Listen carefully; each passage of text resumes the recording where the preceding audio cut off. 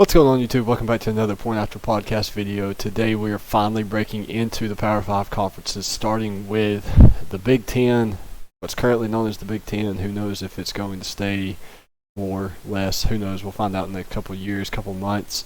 But we're going to preview it today. Joined, as always, by my co-host, Matthew. How's it going, buddy? Going great, brother. I've got the wrong one, but I'll fix that. No, it's just your camera on screen. There we go. All right. Now, anyway, anything you want to discuss before we hop into the East Division of the Big Ten? It's Big Ten. There's 14 teams. So do not be confused or deceived. Yeah, that's the biggest thing. We're actually going to record a video after this one talking about conference realignment and stuff, so that one should get dicey. Talking about, expect out of all these Texas, Oklahoma moves and who's going where and whatnot, especially with the 12-team college football playoff probably inevitable coming up at some point. But for 2021 at least, we're discussing the 14-team Big Ten Conference, starting with the defending runner-ups, the Big Ten champions, Ohio State, who lost Trey Sermon. They lost Justin Fields. Lost a lot of top players last year on their defense too, secondary and linebackers. They go 6-0 in conference play last year, 7-1 overall with a big win over Clemson. Ultimately lost to Alabama in the national championship. Roll Tide. 41 points per game, allowed 26, with a ranking 7th out of 128 in strength of schedule. Probably expecting another really good season out of them this year. Not so much as Ohio State's that good, or as they're still about a year or two ahead of the rest of their conference, in my opinion. I don't think they go undefeated, but I do see another very successful season out of Ohio State. Fun fact for you, I don't know if you know this or not, Ryan Day has not lost a regular season game at home since he has took over at Ohio State. So what is it, 3 seasons? 2 seasons? I think 2. This will be his 3rd. Yeah, this will be his 3rd. Yeah. But nonetheless, I'll let you kick us off with the defense, and then I'll cover a little bit of their missing pieces on offense. Well, defensively, they're a lot better than they showed last year. I think in last game of the season, had a few players injured, but I still don't think that would have changed the outcome. But nonetheless, the season they had last year defensively doesn't reflect on the championship game as a whole. Linebacker-wise, they're losing a bunch of guys. Kind of be a rebooting system, I guess you could say, for the linebacker core, even though I'm sure they've got a 4 or 5-star guy ready to go. As you all know, Shaun Wade was probably one of the more key named players for Ohio State last year. He is gone to the NFL, but, I think secondary is probably going to be their strength this year on the defensive side. Seven Banks, he's incredible. Made a lot of big plays last year, and I think he's probably going to be one of their best defensive players this year. But overall, I think this defense is probably going to give up a few points, but nonetheless, they're going to win the Big Ten with ease, I think. But defensively is not Ohio State's strength on this team.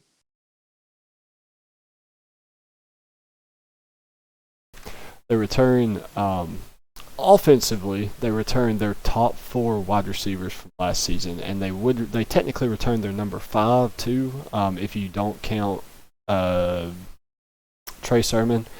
He was their number 5 leading receiver last year, even though he played running back. So if you don't count him, they returned all top 5. They returned 1,400 plus yards, 20 total touchdowns through the air.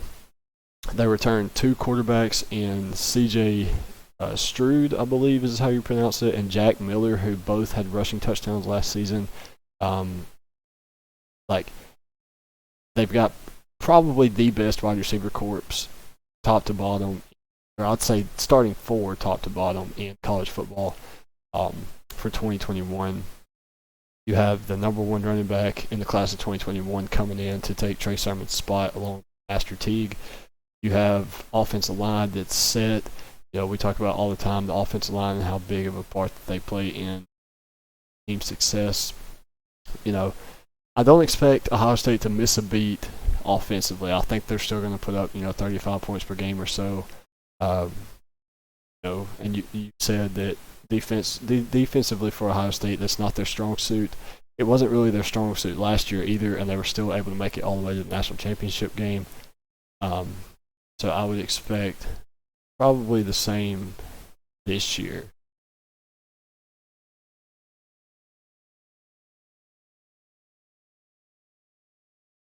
Happened. It just said stream closed. Kind of messed up, but we're back. Okay. Anyway, like I said, defensively, you said that wasn't their strong suit. Wasn't their strong suit last year either. So I'd expect a very similar year this year for Ohio State. I do think there's a lot of games where you put them on upset alert. Looking at their schedule, they play Minnesota to start off the year. You play Oregon, who's probably going to win the Pac-12. Then you have Indiana, Penn State, and then this year, hopefully, you get to play Michigan again. It's going to be tough for them to go undefeated. I think they probably lose one, but I'm not sure exactly who that's going to be. Yeah, I'm with you. I think they might choke up on a game or two, but that's kind of normal for them. But nonetheless, they're going to win the Big Ten, I think. Yeah. What about what team do you think is going to give them a run for the East and we rather than next? Ooh, to me, it's either going to be Wisconsin or Minnesota. I don't think Northwestern has a repeat season of last year. I think that was a heavy, senior upperclassman led team. Lost a pretty good bit, but I don't know. I guess Wisconsin would have to be what I would say. Yeah, Wisconsin do get Graham Mertz back. He got hurt at the end of last season, right? I think it was early. I think he was like week. It may have been 4, week 3. See if I can find exactly where he got hurt. But he came out really, really impressive last season. Yeah. Let's see. I'll see if I can find game. So he played week. Oh, I don't know. This looks like he may have, got hurt against Illinois, or maybe they had. No, he got COVID. That's what it was. He had COVID and had to miss so many days due to that. He was 20 for 21, 248 yards and 5 touchdowns against Illinois, and then gets COVID tested positive the next day. I do remember that now that we're talking about it. But nonetheless, talking about Wisconsin real quick, the only team out, I see maybe Penn State giving Ohio State a run for their money. But Penn State's been a lot of hype over the last couple of years and hasn't really been able to live up. We're talking about Wisconsin. Graham Mertz is back, like we said. Danny Davis and Kendrick Pryor are both returning. Some of the top weapons for Mertz that he utilized last year. A really, really good offensive line. Wisconsin always has a solid offensive line. I think year in and year out, that's probably why their running backs are some of the best in the country. Jalen Berger, probably the running back to watch this year, I think. And then not only that, but they have 3 running backs coming in. Boyle, Crawford, Jackson Aker, and Antoine Roberts. One of them is going to have probably a more breakout season than the other, but right now it's kind of too early to tell which one. I think we'll get a better look at that week 1 as they play against Penn State. But I think, when these teams match up, Ohio State and Wisconsin match up in the Big Ten Championship, if Ohio State hasn't figured it out defensively, I do think Wisconsin could probably upset Ohio State if they do make it. Yeah, absolutely. They also return who I think will be one of the top 3 tight ends drafted next year in the draft. So Jake Ferguson, make sure I have the name right. Ferguson. Last year he was one of the top receivers in the Big Ten in terms of yards after contact. I think he's a big body, going to be a great person to throw the ball to. And on top of that, they get 3 offensive linemen back. And they're very good at time management. Wisconsin's they're number 1 in the Big Ten in time of possession. So Graham Mertz is going to be a star. I think he was destined to be a star last year. I mean, you talked about him briefly before the COVID situation, but I think they got a good quarterback to build around, a good offense, and the receiving cores, they got four guys back. So Wisconsin could find themselves, I think for sure in the Big Ten championship, might find themselves with a win. But like I said before, I still think it's Ohio State's to lose.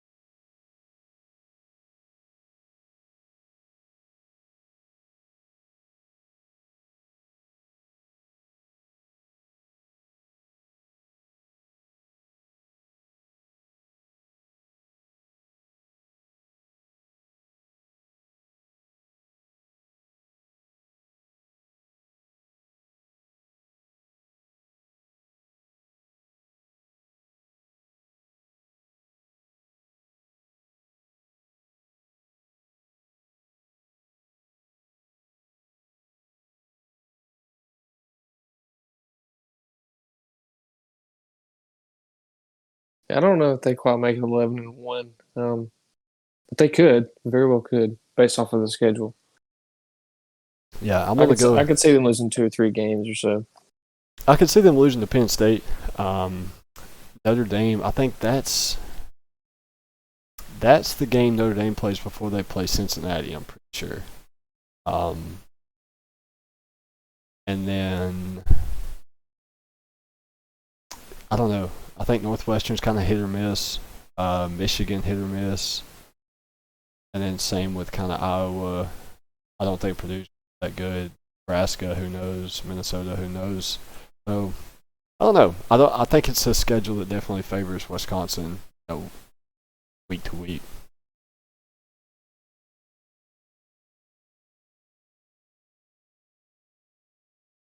But we can go ahead and talk about that week one matchup against Penn State, another team that I think kind of will be, I said hit or miss, wishy-washy, whatever you want to call it. A team that comes in with a lot of high expectations, but have done so for the past few years and have struggled every time. Sean Clifford's back, a strong wide receivers core behind Jahan Dotson and Parker Washington. Jahan Dotson, one of the best wide receivers in the Big Ten, with a name that's kind of slept on a little bit. He produced incredible statistics all through his career.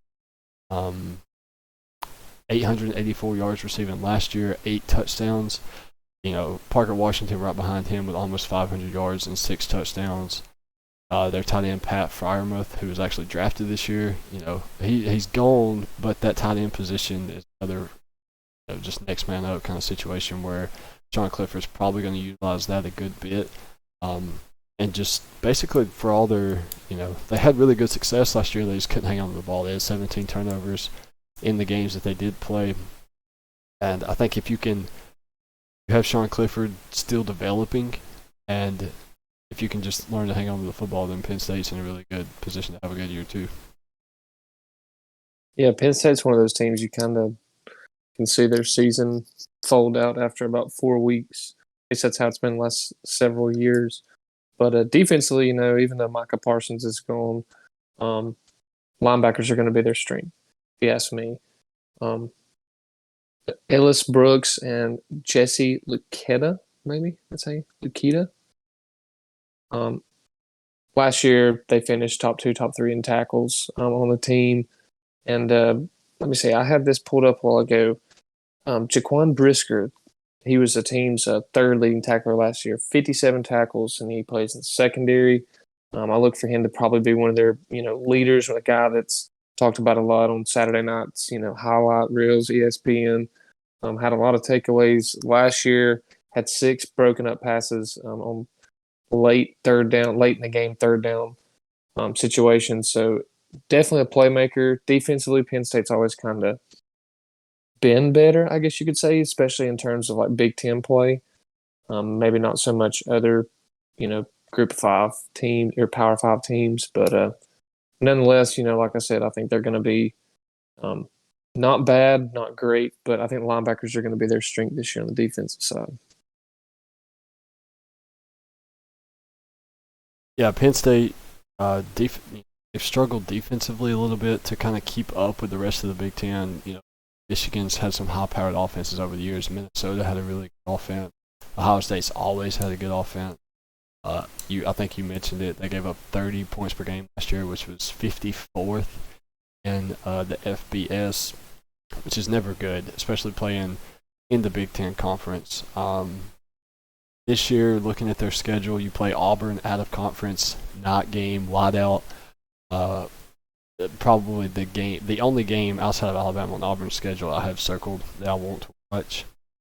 You play Indiana, you're in division rivals, Ohio State, play Maryland. It's a tough schedule for Penn State, but I think when you look at all these teams in the East Division, ultimately whoever comes out on top is going to have a proven record. You're going to have to play 2 or 3, if not 4 top 25 teams out of the Big Ten just to make it to the Big Ten championship. So I think whoever comes out of the East Division is definitely going to be battle tested when it comes to the Big Ten. Yeah, absolutely. And I think the Big Ten, too, is probably, in terms of how good teams are collectively as a whole, I think the Big Ten is probably the second best conference in terms of talent. Yeah, top to bottom, too. I don't think it's, over the past couple of years, it was Wisconsin, Michigan, Ohio State, and maybe a few linemen or tight end from Iowa or something. I think this year kind of it dwindles down a lot further when you look at the 14 teams in the Big Ten opposed to just the top 3 or 4 being loaded with talent. I think now you get down to that 7 and 8 range where it's like, these guys may not be the best teams, but they have a ton of individual talent. And if they can find a way to put it all together, then you're looking at a scary team. Just like next on the list, Indiana. Michael, is it Penix? Hey? Mm-hmm. Yeah. If he's able to come back this year make a full return from his ACL injury, he's going to be probably the best quarterback in the Big Ten. He was in the conversation with Graham Mertz last year as one of those breakout players. If he can do it again this year, I don't see any reason why Indiana don't pick up a win or two that they technically, I guess, on paper shouldn't win. With wins over like Ohio State, Penn State, Wisconsin maybe. They play somebody good week 1, but I can't remember who it is on top of my head. Iowa, cross division. So I mean that's a good game to open up with. I'm pretty high on Indiana this year offensively. I don't really know much about their defense. I'm gonna leave that to you to kind of change my mind about, I guess. USC transfer Stephen Carr is the running back. Will come in and give Michael a little bit of a break. Ty Freifogel is back, receiver. That's going to give Panay another weapon. All-American. They bring back 4 starters on the offensive line. I think their season comes down to Michael Penix. If he's healthy, good to go. I think if he has struggles to come back off that ACL injury, that's when you get into some struggle for Indiana. But I think as long as he's able to make a full recovery, I think they should be in a good position this year. Yeah, defensively, definitely have some kinks to work out. I think they can be worked out. One of the best teams in the Big Ten in terms of getting in the backfield. Didn't really have a lot of sacks, but in terms of like QB rush and, tackles for loss, stuff like that, they were, top 3 in the Big Ten across most of those categories. Lost a pretty good bit of guys, returning 6, though not too bad. But Micah McFadden, one of the guys I have circled, I think he's going to be a really good draft prospect next year in terms of linebackers. And one of the reasons I think that is because of his pass coverage ability. Had 7 pass breakups last year. I think that's really good for a linebacker, especially in the Big Ten. They probably see a lot of good speed. But defensively, I think they had the potential to be good. I think they finished 2nd or 3rd in the division. maybe even fourth. Who knows with Michigan? That's a team that you really never know. But across the board, defensively, Indiana, I think, should be fine. I think you'll see them struggle early in the season, but I don't think that's how the season will finish. I think they finish with one of the, like I said, one of the better pass rushing in the backfield defenses in the Big Ten. Yeah, looking at Indiana's schedule, they're going to be in a situation where the first 5 weeks of the year, they're going to be in a bunch of tough, close games. I don't think any of these teams blow the other one out. I think it's a lot of very close games. You're looking at 30-30, 30-20, somewhere in there. Play Iowa on the road, play Cincinnati at home, and you know Cincinnati's bringing fire for that one. You play Western Kentucky, who's no pushover. We've already covered them. They play them on the road. Then you play on the road at Penn State. So your first 4 or 5 weeks is no pushover. Then you get Michigan State at home. Right after that, you play Ohio State, Maryland, and Michigan. So really, you don't even have a week to like relax. You play Idaho, Rutgers, some smaller teams that you're not going to concern you as much. But you take those weeks off too, and you're looking at like a 4 season very easy. Yeah, I was looking at their schedule too, and I think that bye week right after Penn State will be a good thing coming into Michigan State and Ohio State. But yeah, like you said, they have a schedule that says they can lose, 5-6 games.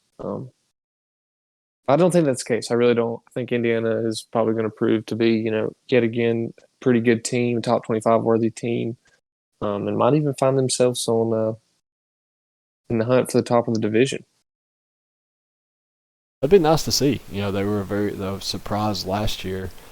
Can they do it again? Who knows? Like I said, I think it goes back to a lot to Michael Pena to see how he plays and how he comes back. But next, getting to the good old Big Blue, Nick Merck's one and only team that he supports. They're worth a shit. I'm really impressed by Michigan's backfield this year. Their quarterback, I think Josh Gaddis is going to have his work cut out for whoever puts them at quarterback. I could see J.J. McCarthy, the incoming freshman, maybe get a few meaningful snaps this season. Alan Bowman, another transfer quarterback coming in. I don't really know who's going to win the starting job. I think it may be a Cooper Bateman, Blake Barnett and Jalen Hurts kind of situation. Somebody starts and somebody takes over, But Hassan Haskins, Blake Currum, and Donovan Edwards, all three really good running backs coming in. You have Ronnie Bell, who's going to lead the way on the outside. I think this Michigan offense is going to be different from what we've seen in the past. Last year, I think they put up almost 30 points per game. Not terrible, but a lot of these teams in the Big Ten are starting to pass Michigan, which hasn't been the case for the last couple of years. So I think the backfield is going to be key to success for Michigan. And then finding a quarterback that you can win games with, but also develop, because they're all going to be young guys. Take some chances on one of those two guys, see how he pans out this year. Try to shoot for maybe 8-4, 9-3, somewhere in there. Not necessarily take a down year, but take what you get and build for next year, essentially.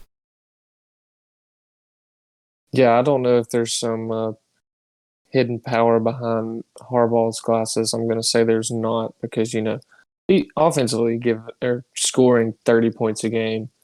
It's not bad, but defensively they give up 35 points a game. That is horrible. 35 points a game, almost 440 yards a game, and they only had 2 interceptions last year. Both of them came in the secondary. So defensively, very weak year last year. Struggled a lot. In 2019 season, 3 out of the first 6 games, they gave up 300-plus yards on the ground. So you can't get takeaways in the secondary. You're giving up 200, 250, 300 yards a game on the ground. And they struggled against anybody that could throw. I think everybody that they played last year, with the exception of one team, had a passing touchdown. So got a lot of work to do, Michigan. I hate to say it, Michigan fans, Nick Merckx, love you. Absolutely love you a lot. That's the only reason I even like Michigan, that and their stadium. But Ohio State's going to win this year. I hate to tell you. What is that? Would that be like 11 years in a row for Ohio State? Jim Harbaugh said he was going to dethrone Ohio State or die trying. So rest in peace. Yeah. The stadium, I definitely want to get to the big house at some point. It's another bucket list game. I don't really, Michigan, Ohio State, like a trip up north. I don't even know. I think I would hate both teams, but absolutely love being there. Right. Yeah. Just the environment, and to see the stadium. One of those games that, or one of those stadiums that you kind of have to see. Kind of like we don't have any care for going to Knoxville, but I've got to see Neyland Stadium at some point in my life. You know what I mean? Yeah, I've seen it from the interstate a lot. Right, yeah, passing by it. But we can go on to Mike Locksley. There's a lot of Alabama ex-coordinators here, if you didn't know that. Mike Locksley, Maryland. God, how do you say his name? Talia Tagovailoa? I say the last name. Tagovailoa. I think he's poised for, I guess, to be the breakout player of the year in the Big Ten. He really impressed me last year. He did a lot better than I thought he would. And he's got one of the best receiving corps in the conference in the country too. Mike Locksley was a wide receiver. I want to say wide receivers coach. He may have been offensive coordinator too at Michigan. Came to Alabama, wide receivers coach. The guy can recruit. We know that firsthand. Look at what he brought to Alabama. Look at what he did at Michigan, and then he goes to Maryland, and they had a pretty good year last year, I guess you would say, depending on how you want to look at it. In terms of how Maryland have been in the past, I would say it was a really good year. They lose their running back Jake Funk, but you get 3 starters back up front, and that's something to build on. There's not a lot here to go with other than just be optimistic, be hopeful, look for the future, hope it's a good year, try to get some wins here and there. Offensively, there's just not a lot to cover. Talia Tagovailoa, keep an eye on him. I really think he's going to come back next year, no matter what. I think this year he should be draft eligible, but again, there's no way in my mind that he even declares for the draft. So if you're a Maryland fan, unfortunately, I don't really have a lot for you to look forward to offensively, but hopefully Matthew's got something for you on the side of the ball. Yeah, defense kind of falling, right behind Michigan, 430 yards a game, giving up 30 plus points a game. You lose your leading tackler linebacker Chance Campbell, so that's going to hurt. I think everybody there is going to be young in the linebacker core. On top of that, they only played 5-6 games last year, I think. Nonetheless, they only had 2 interceptions as well, like Michigan. So defensively, there's nowhere to go but up. We've said that a bunch. We expect that out of a team like this. Maryland used to be, one of the top programs in the country. Maybe not competing for New Year's Six bowls, but they were top 15 every year there for a while, top 20 for sure. But I don't see much promise for the defense. I really don't. I hope I'm proved wrong for the sake of Talia, but going to have to be a lot of work done. You play a tough schedule. You're among the worst in the conference and in the nation last year on third down conversions. Almost if you got third down on Maryland, you're 85% going to complete it. So got a lot of work to be done, but nonetheless, you can make progress. Anybody can make progress and shock the nation to the new season. So maybe there's hope. Who knows? As of now, as of all the stats in the last 2 years of watching a little bit of Maryland football, there's not much promise heading into 2021. Yeah, like you said, the biggest thing you had to look forward to is the future. Now, you have the number 18 recruiting class in 2021. That's better than Ole Miss, Texas. I'm going the wrong way. That's better than Auburn, Nebraska, Penn State, Florida State, Missouri, Oklahoma State. You're really, really good recruiting. Like I said, Mike Locksley, that's what he can do. Is it Talia? I've always just heard people announce say Talia. Talia. I think Talia sounds. I mean, it don't look like it's spelled that way, but it sounds like it would be pronounced that way. Talia, build him for another year or two. Get these young running backs grouped up. Looking last year, it's all for the future. Your lineman gave up 3 sacks per game last year. Bringing in 2 new offensive linemen this year. Just be hopeful. Enjoy watching football this season because you're not going to celebrate a lot. That's what I got for you. That seems about fitting. And about the same can be said for Rutgers and Michigan State, but I guess we'll cover Rutgers first. For the East Division of the Big Ten to be so stacked, in the top 3 or 4 teams, the bottom 3 or 4 teams are not in a very good position.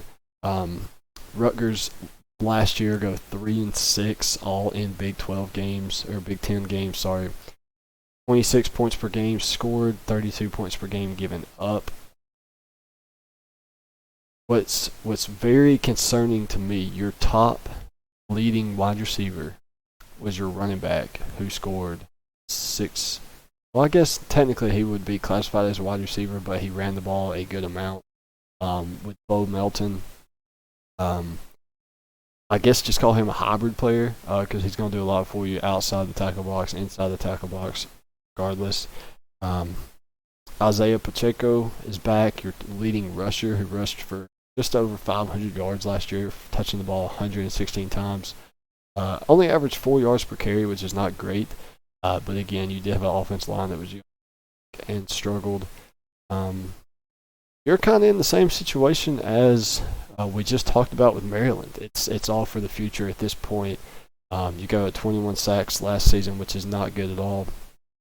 Your quarterback, 5.5 yards per attempt last season, not good at all either. You have a lot to improve on. He barely threw more touchdowns than interceptions last year. It's just not looking pretty to be a regular as in 2020. Yeah, another one of those teams that falls into the 430 plus 30 points a game, 430 yards, 30 plus points a game team defensively. But they were good at taking the ball away. I think they had almost double-digit turnovers last year, and I think like 4 of them came in the Michigan State game, if I'm not mistaken. I think I do remember that. I didn't even look anything up about it, but I do remember that off the top of my head. But you return 8 guys, defensively 9 guys actually. Yeah, 9 guys. You lose your top 2 tacklers, but who were they tackling last year? Putting up 30 points a game. Who knows? But another one of those teams, you just not a lot of hope. Enjoy the football season. You're probably in one of the toughest divisions in college football, and you're one of the worst teams in that division.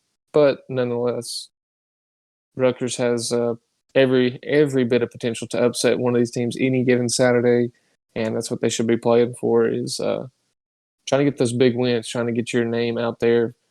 Got to do better in recruiting. I think they're last in the Big Ten in terms of overall talent in the recruiting process, but another one of those teams that I just got to say doesn't look bright on the defensive side of the ball this year.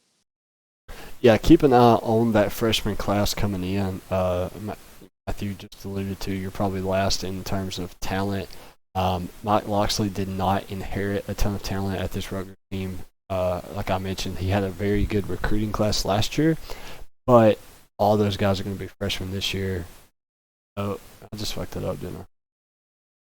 I just got that confused from Maryland.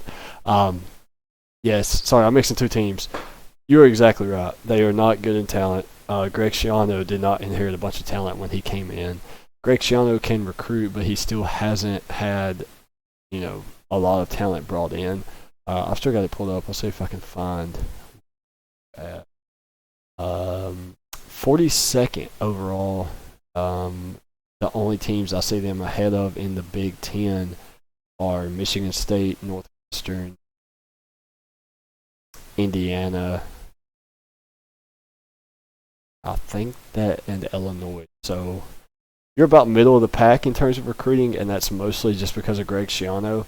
But even then, you still don't have a 4 or 5 star recruit coming in. So it's tough in the Big Ten. That's compete. Almost. Who was it? The Mountain West and the MAC, I think, combined for 1 4 star.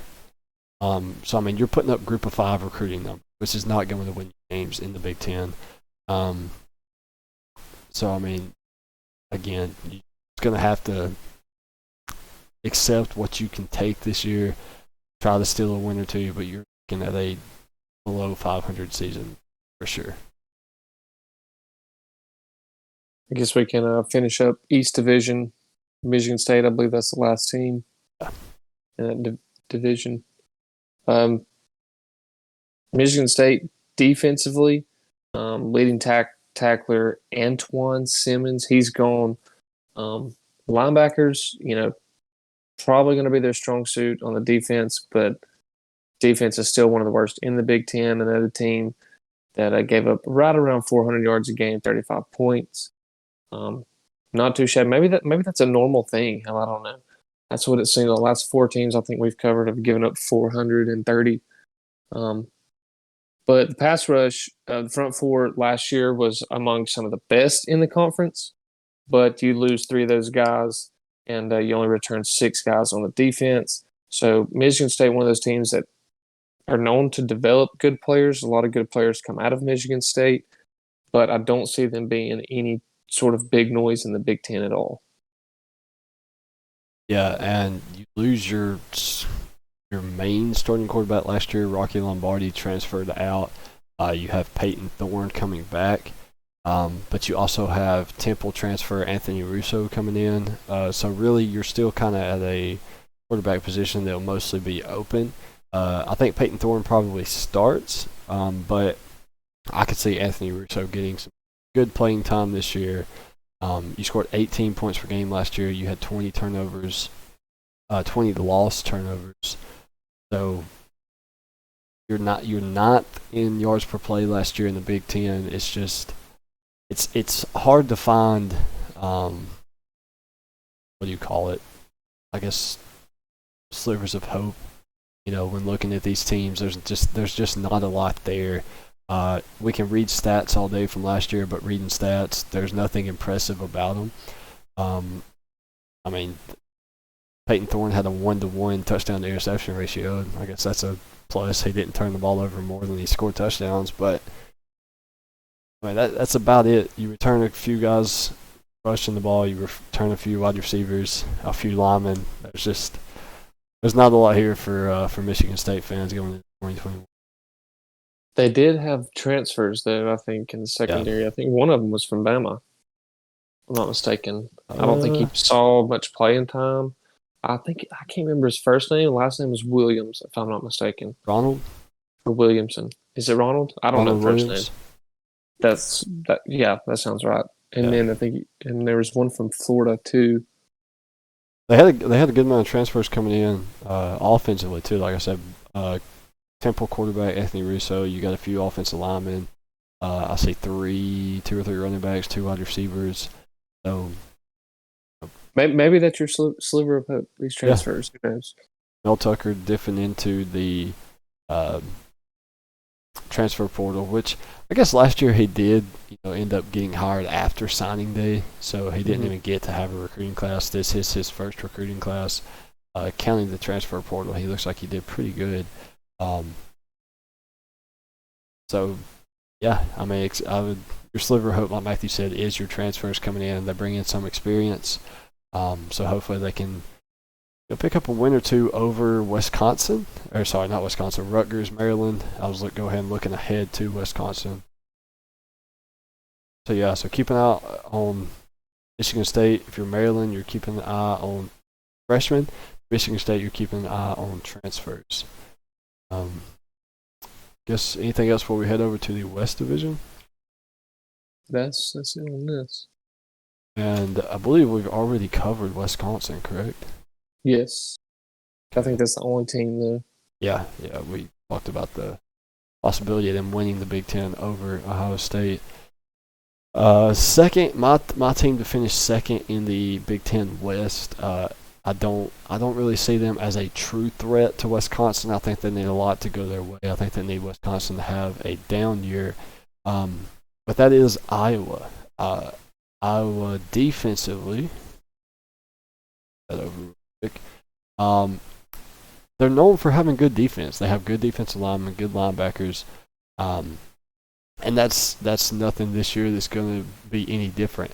They come back this year with probably the best linebacker unit in the Big Ten. A secondary unit that finished second in pass efficiency last year in the Big Ten too. You have Dahlia Black coming in, the incoming freshman Xavier Williams, the incoming transfer. Defensively, I think personally Iowa is going to be the defense is going to be the heart and soul of this Iowa team. Getting a little tongue-tied, but are there slivers of hope on the offense that you see, or is it going to be?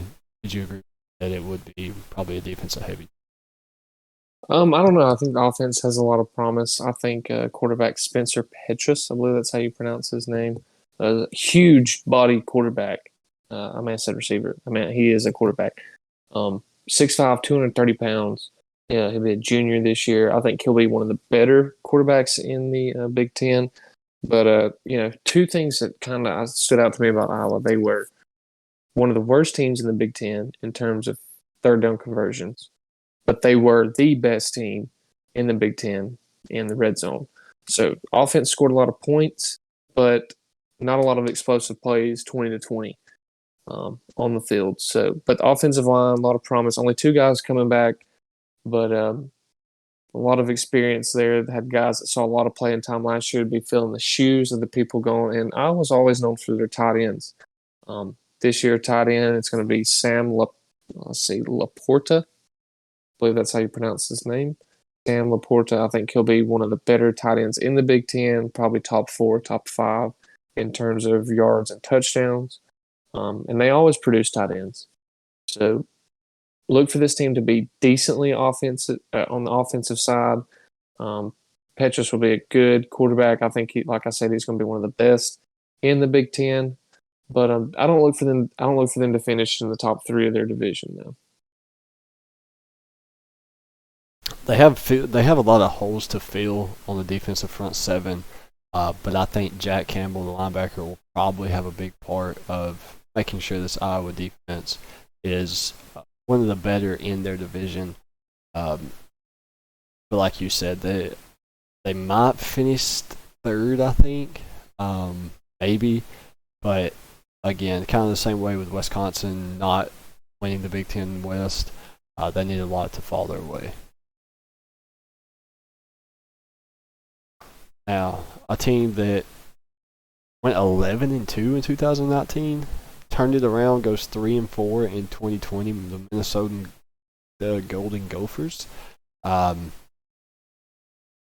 don't think really anybody expected that from them last year, especially after the season they had. Tanner Morgan, a good offensive line, good running back. Minnesota is loaded, I think, offensively. I'll let you get deeper into that, but it's a team that I think we probably see them return back to their 2019 top of season. But what do you think? It's hard to say. You hear names like PJ Fleck, Mike Sanford, and Matt Simon, and you think offense, just an explosive. But like you said last year, 3-4 in conference play, or was that was overall? 3-4 overall. Well, Yeah, I guess but technically it was all conference play, but yeah. In 2019, Tanner Morgan, there were 3 quarterbacks that were more efficient than him: Joe Burrow, Jalen Hurts, and Justin Fields. So a lot of promise to his name. and a lot of promise when it comes to the style of offense that PJ Fleck likes to run. But nonetheless, I think this team does better than last year. I think they can draw 500 or better, but I don't see another 11-2, 10-3 season. Yeah, I'm trying to pull up their schedule really quick to see who they play off non-conference wise. Looks like they will play Miami, Ohio, Colorado, and Bowling. So they should go 3-0 in non-conference. I don't see any of those guys putting up a fight really. And then play Wisconsin at home to end the year, but that week one against Ohio State, that's going to be tough. I think that'll be Thursday night, September 2nd at 8 o'clock. That'll be a pretty fun game to watch, I think. I think Ohio State wins that one by 2 or 3. But it'll tell you a lot about your team week one. I think we're going to find out a lot about Ohio State on that week too. Are they going to be able to repeat a dominant season as last year? Will Minnesota look like the 2019 team? Or will they look like how they did last year, 500 or around there? Defensively, though, go ahead. They do return 4 guys on offensive line. I forgot to mention that. So that adds a little more promise to your offense. Yeah. Tanner Morgan, this will be his fourth year? 4th year, I think. Yeah, so you got experience offensively, but can you turn it into success like you did in 2019? 2019, you gave up 20.1 points per game. Last year, you gave up, let's see here, 30. So you almost double your points per game last year. Boyum Mafe, I guess. Some of these names I don't feel comfortable pronouncing. Mariano Sori-Morin and Coney Durr will probably be the heart and soul of the defense. 3 guys to keep an eye on top of Clemson transfer Niles Pickney, who will probably be a very good boost to the run defense in that front 7, who last year was 12th in the Big Ten against the run. You got a lot to fix defensively. I think offensively, again, like you kind of said, will be the key to success for Minnesota. Defensively, there's just so much that you're going to have to fix between points per game, run defense, pass rush, and your susceptibility to big plays. Yeah. They do have some pretty uniforms, though. I do. I like the colors. For the boat. Big fan of the chrome gold helmets. Yeah, you know who else has some pretty uniforms, I think? Who's Northwestern. We go 7-2 in 2020. Kind of the opposite of, I guess, the opposite of last year's Minnesota, but the same caliber of team as 2019 Minnesota. Both had breakout years. Pat Fitzgerald, really, really good job at Northwestern so far in his tenure there. Will the success continue this year? Last year they scored 25 points per game, gave up 16 points per game, which is 5th in FBS. Really, really good. The only problem is, and I think you're going to get to this, they don't really have any returning receivers or tight ends coming back.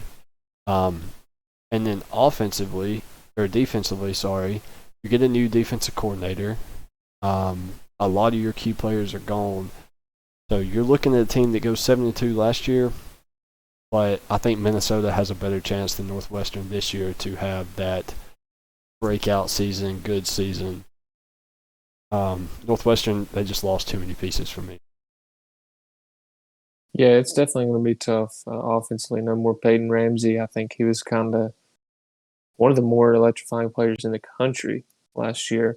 But you do have transfers Ryan Helinski from South Carolina and former Clemson transfer Hunter Johnson, who I think will bring superior talent to a team that is not used to seeing this kind of talent at the quarterback play. And I think Peyton Ramsey and the coaching staff has kind of set that, into motion for, some players wanting to come play at this school.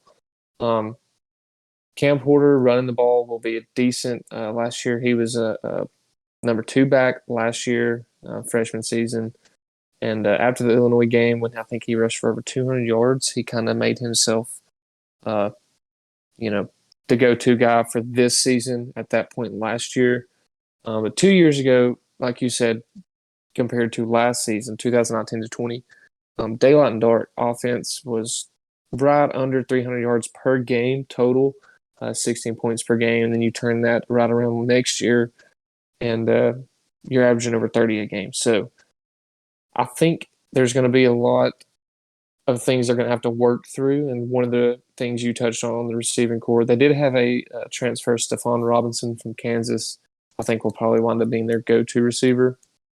But going to be a lot of things to work through. I don't think you find yourself in the Big Ten championship this year, but I do think you have the potential to find yourself there. I just don't think it is going to happen. Yeah, did you mention Ryan Helinski too? Yeah. Yeah. Okay. That's probably my biggest impact player on Northwestern.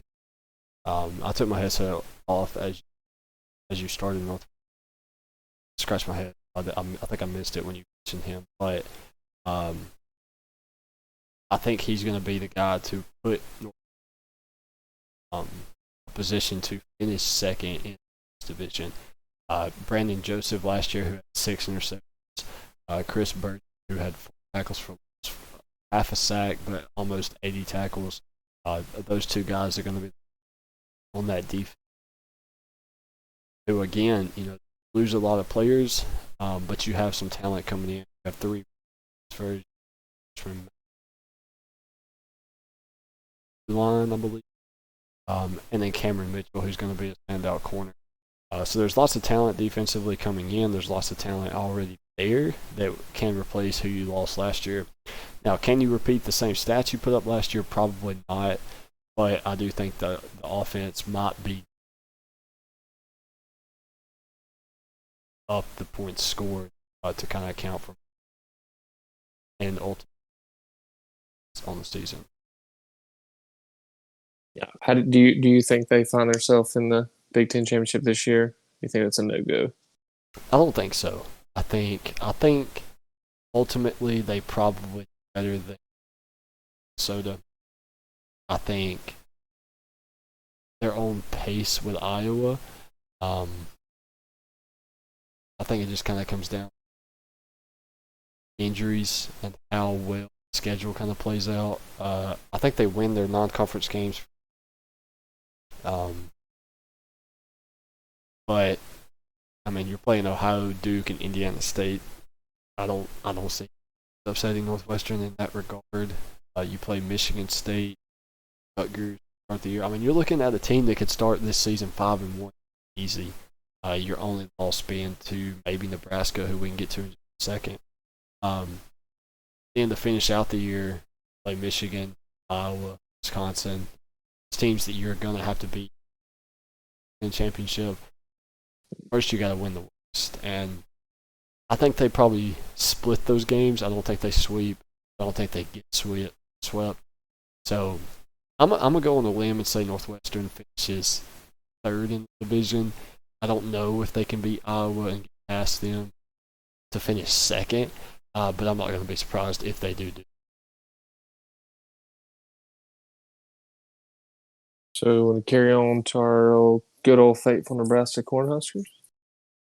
Yeah, we can get on with that. We need to get Cade back on at some point. Mm-hmm. I think we did it was an NFL podcast maybe with him last year. Yep. NFL. College.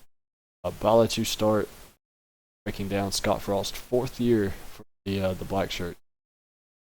Cade, buddy, I hate to say it, but Scott Frost has been a complete letdown for me. The only reason I have ever kept up with Nebraska was because of Cade. Watched a lot of Nebraska games as a kid with him and his dad. So I kind of feel like I have, when I see them come on the TV, I actually watch their game with hope for this team to win. Sometimes if it's not my team, I just watch football to watch football. But Nebraska kind of feel a little bit of sentimental towards them. I want them to win, and they just haven't. I think this year quarterback situation is going to be tough. Or not tough, it's going to be decided, but I don't think Adrian Martinez is going to have it easy, is what I meant to say. I think his season's going to be tough. do return. I think I saw 9 guys on the offense. So I have that on here somewhere. But nonetheless, offensively, the last couple of years, especially last year, there was no downfield passing game. Had a decent amount of turnovers. Kind of looked just, I don't even know, not even organized, I guess you could say, offensively at some points last year. But they do have the tight ends Austin Allen and Travis Volek, maybe. Both guys, big body guys, and then former Iowa transfer Oliver Martin, 6'4", transfer 225 pounds. So tight end wise, they're going to be good offensively or receiving wise. They lost their star receiver. I think it's Wandale, maybe it's just Dale Robinson. I think it's the name. I believe he's coming to the SEC. So if I'm not mistaken, don't hold me to that. But honestly, I think Nebraska has a couple big wins this year, but I think they have those losses that, I find myself messaging Cade like, what the hell happened today? Some of those top games. But I hope so for his sake that that's not the case. But based off of things I've read, the things I have watched in Nebraska, I think we're looking at maybe a 500, a little better year this year. Yeah, I don't see them having a lot of success. They're in a West Division that plays into their favor. But again, I still think they're a step or two behind Iowa, behind Minnesota, behind Northwestern. Your non-conference game, you Oklahoma at Oklahoma. That's an L waiting to happen. Then you play Buffalo and Fordham. Start the year at Illinois. That should be a fun game to watch. I think you can pick up wins over Michigan State and possibly, I think Purdue probably next on the end of the cover. So they should be 3-0 going into Oklahoma. Yeah, should be. I think you're midway through the season. You're looking at 4-2. So if you can win 2 of those back half games, you find yourself bowl eligible, which I think should probably be a success for Scott Frost after going 5 last year. I'm trying to think of 4, 12, and 20. So I mean, if you can get bowl eligible this year, that would be considered your best year at Nebraska. Technically 500, which isn't great. But looking at Nebraska, the main concern for me is Will Honus, linebacker, is out indefinitely with a sprained knee. I don't know if it was an ACL tear or what, but he is out. He only had 13 sacks last year. You didn't do a lot good last year. You need a lot of help. You're going to need a lot of help out of Nick Heinrich. I guess it's technically a shirt freshman. And then Chris Olarevic, incoming transfer. And then expect Ty Robinson to kind of hold down the D-line and make it. A lot to hope for if you're a Nebraska fan, but not a lot to cheer.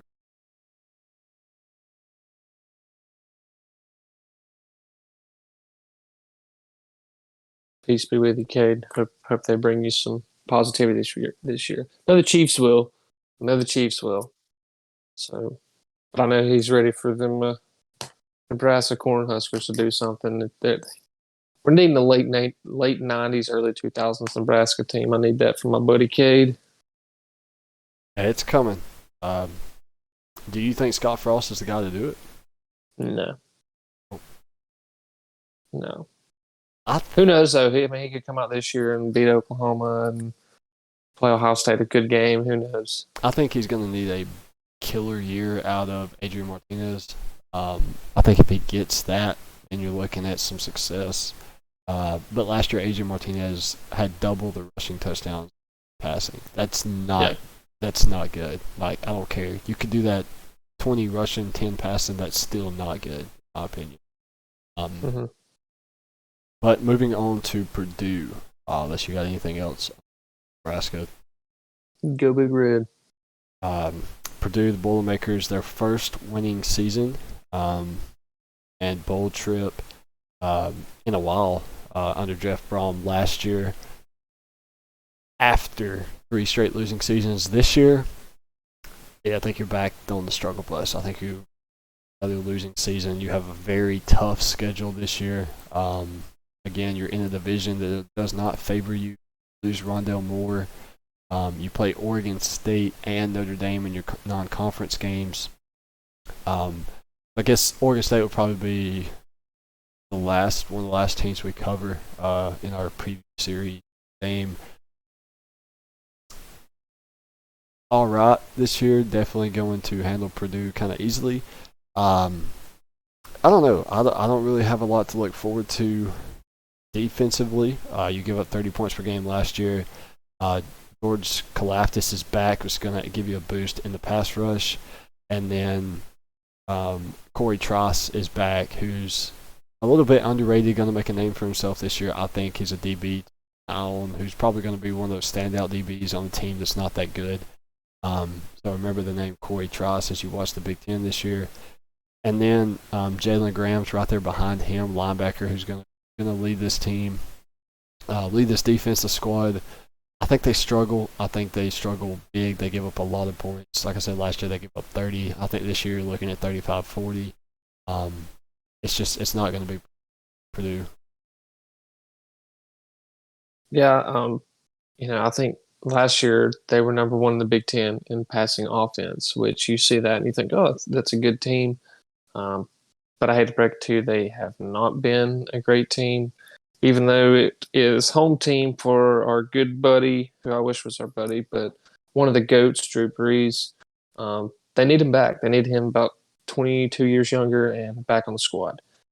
But no, I'm just kidding. Quarterbacks, though, I think their quarterback situation is going to be interesting to watch this year because they have 2 guys that I think have the potential to play just about anywhere in the conference, maybe outside of Ohio State and a couple of the bigger programs in the conference. But Jack Plummer and Aiden O'Connell, I think we'll see both of them a lot. Maybe the first 4 games, I think, split time. I really do. Both of them are pretty much complement each other. I think Jack Plummer's a little bit more mobile of a quarterback, but nonetheless, they had the number 1 passing offense. But rushing game, not that great. I think they didn't have anybody break over 500 yards last year. So you see that stuff, and you've got to think, where's the improvement got to be? If you got the number 1 pass offense, you got a decent offensive line, this, that, and the other. I think it's just lack of talent. You're playing in a team or in a conference where there's 5, 6 teams, maybe even 7, 8 teams already recruiting better than you the next upcoming year and the past year. So until they get some more talent in there, maybe a couple more Rondell Moores, I guess you could say, I don't see Purdue being any sort of electric team or anything in this Big Ten conference. Yeah, it's kind of unfortunate that we really didn't get to appreciate Rondell Moore. He had that one good freshman year last year. Not technically last year, 2019. He suffered injuries. 2020, I think he sat out last year. Thought about coming back and then ended up not playing a lot. So I kind of hate that. I mean, that's like Hall of Fame Purdue talent. Rondell Moore is absolutely electrifying. I can't wait to see him play this year. But defensively, I think you said they were I don't have it in my notes. How did you say Purdue did offensively in terms of passing yards, maybe? You said they were first in something. Yeah, they were first in passing, period. I guess that would be overall passing yards, passing touchdowns, whatever. Okay. Just said passing offense was number 1 in the Big Ten. Well, defensively, they were about the opposite of that. Their pass defense was 12th. And besides Corey Trice, I kind of see that being about the same this year. I think they maybe bump up 2 or 3 spots with you getting one of your good defensive linemen back, George Karlaftis, I think is, again, how you pronounce it. We're going to have to do pronunciation lessons before we do a lot of these players. I feel like I'm sending a slight disrespect, but I mean it, not disrespectfully. If we're mentioning you, we mean all the respect in the world. Because you showed up on our radar. So if you ever come across one of these, watch your name. probably a good thing, honestly. Lots of transfers coming in, lots of DBs, a few D linemen who should give that pass rush a boost. But again, not really a ton to expect for Brown this year. And follow that up with another team who I do not think is going to have a super bright season, nonetheless, it's still football, and you always have basketball for both of these teams. Yeah, Actually, for this entire conference. I mean, honestly, if you're Illinois, just look ahead to the basketball season. You just chalk it. Not even, I'm not sure who all they play. Let's see, their non-conference games: UTSA, Virginia, and Charlotte. Tell me why I see them losing 2 of those. I don't know how good Charlotte is. We even cover Charlotte. Yes. I feel like I don't remember talking about it. But Yes. UTSA, I know, could be pretty good this year. I know they have a really good offense. And then Virginia, that's probably 2 evenly matched teams. It's 11 o'clock a.m. kickoff on September 11th. Yeah, I don't know what the over-under is on Illinois' schedule, but if it's anything over 2, take the under. You might win 2 games. If it's 3, I'd go with the under. Yeah, I mean, I could see them going 1-11, and that's saying something too, because you got 3 non-conference teams. That 2 of them are in the Conference USA, and I see one of them beating you, and then Virginia is just kind of a coin flip. Yeah, and offensively, not a lot of stuff stuck out to me. The only thing that really did stick out to me was running backs Chase Brown and Mike Epstein, who got some questions for you, Mike. But no, I'm just kidding. Nonetheless, these 2 guys average 5 yards a carry, and Chase Brown is a Western Michigan transfer. Let me throw that out there, but 5 yards a carry, both these guys last year. So I think that's about the only plus you have coming for you. I think Illinois has always been a run-first team. And if I'm not mistaken, is Brett Bielema there now? Yes, yeah. I want to say this is his first year. Yeah. So, I mean, might be a little different offensive strategy. I know he's a run-first guy anyways. So who knows? You may find yourself in some success based off of your running backs. I don't think the passing game is going to do it among last in terms of total offense in the conference, but maybe there's some positivity on the defensive side. You have some experience. You don't have a lot of talent. You have Jake Hansen coming back, who had 2.5 sacks last year, 10 tackles for loss. Owen Carney, who had 6 tackles for loss and 5 tackles. And then safety Tony Adams, who had 1 interception and 51 tackles. Hansen and Adams were your top 2 leading tacklers. Let's see if I can find this on here. Yeah, Zerhan Newton, 23 tackles, 1.5 tackles for loss and sacks. Like I said, just not a lot of talent. More so experience. You have guys that you're not looking to fill as many holes. You're just looking to kind of develop and see if you can improve from last year. 35 points per game, last in pass efficiency, 230 rushing yards a game.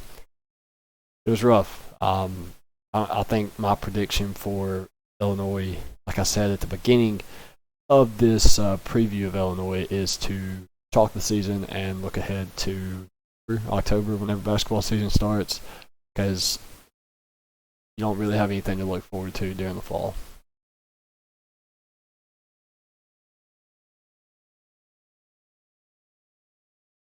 That's all I have on just about everybody. Yeah, I think all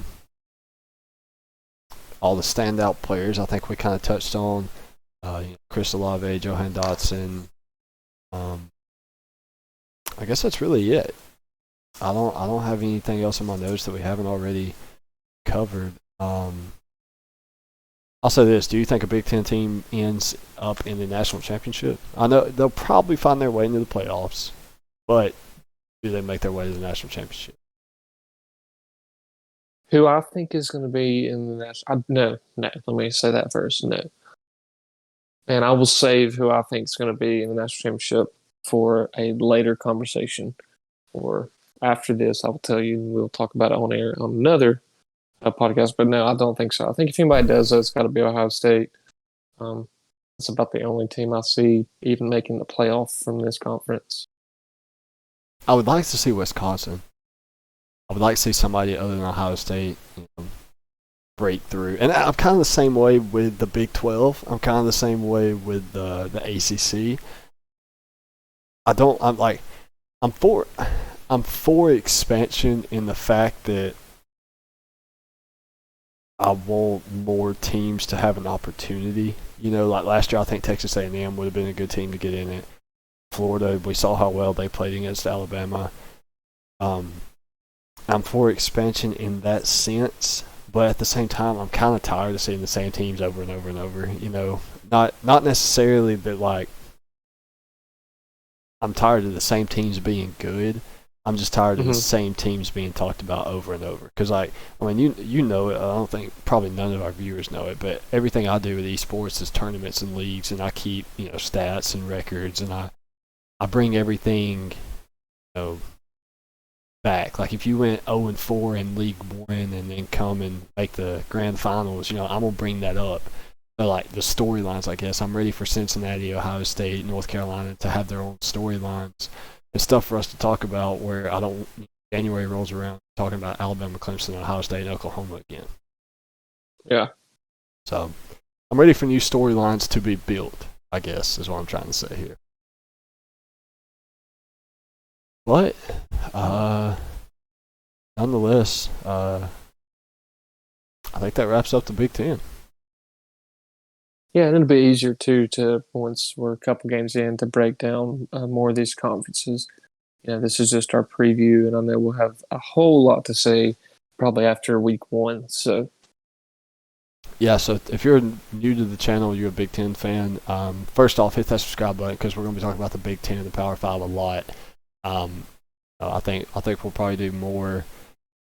Not team previews, but game previews once things get closer. So like the Auburn-Penn State game, we'll highlight that. Probably do a 15, 20-minute video on that one when that week rolls around.